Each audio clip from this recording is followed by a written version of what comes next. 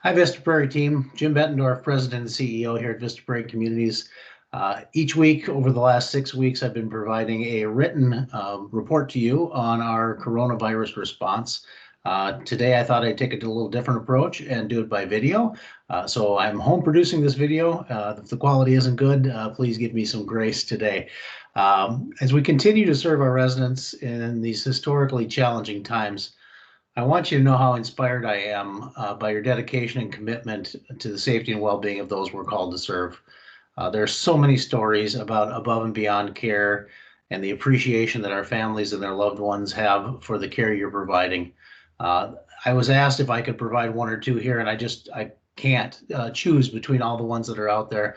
So I continue to encourage you to go out to the Facebook pages of your communities and of all of our communities and see how appreciative the world is of what you're doing. The world is finally recognizing what you do and how you make a difference every day. I know many of you simply just love your residents and your main goal is to put a smile on their faces. But now more than ever, you are truly family to them. Each day when you come to work, you are their visitor and you are their connection to the outside world. And they really do truly appreciate that. When you show up, you are what makes them smile. Keep showing up. Your family needs you right now. I also want to acknowledge the Vista Prairie Support Office team. If you didn't know, there are 13 people working in the Twin Cities metro area and one person working in the Fairmont office to support what you do on an everyday basis. This group continues to work as our organization's work is essential to what we do in the world. Our HR team is working diligently reviewing new regulations that are coming out, seemingly changing every day. They're working on those and what those mean to us. They're looking and researching and supporting ways to ensure that we can keep compensating people should they become ill. And they're working on a daily basis with the managers of your sites, trying to figure out how to fully staff and continue to staff the locations through this crisis. Our finance team doing the same thing, diligently working to find funding sources that are coming out on a regular basis between the state of Minnesota and the federal government. These funding sources will help us be financially viable through these difficult times. And then we've got our operations and clinical support staff on the phone every day with site staff, helping them through the regulatory changes that are coming out seemingly on a daily basis. And then lastly, we've got our external relations staff, which is responding to the social media and public relations needs. Our goal at the support office is to support you and take some things off the plate in your communities by taking care of them for you so you can do your daily work in our mission. I also want to specifically recognize the River Heights team. The team at River Heights experienced our first case of coronavirus at their location. And as you might imagine, that added a bit of anxiousness to what the staff do there every day. They responded with the highest level of professionalism and integrity that I've ever witnessed in my nearly 40 years serving seniors. They continue to go about their work serving the residents with increased safety protocols. Our thoughts and prayers are certainly with the family that was affected by the coronavirus case, as well as the resident that was affected by it. And our prayers and thoughts are with the staff there as we continue to pray for strength for the entire staff team and their courage. We pray for their courage also.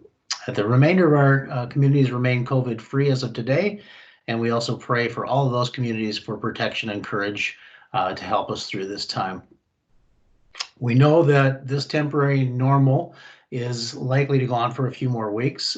So I'm happy to announce that our leadership team recommended last week and our board supported extending the critical response differential.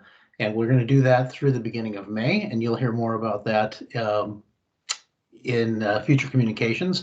But the organization is committed through its reserves to be able to fund that for an extended period of time. We'll keep evaluating that and we'll get back to you if that changes. That differential is continued recognition of the difference you're making in how you're serving through this difficult time. There's not one person that I can think of that hasn't been impacted in some way by this pandemic. Our lives are certainly different, yet the core of our purpose remains the same: compassionate care and joy-filled environments. It can be devastating to not be able to get a visit or time with your loved ones during a holiday season. Virtual visits that are happening are great, and I'm glad you're all supporting those in the field, and our family members are very appreciative of those. But when we come to a holiday season, it's hard when we're used to connecting with family and not being able to do that. As I said before, that at this time you are a family to many people, and you are the personal connection to this Easter holiday.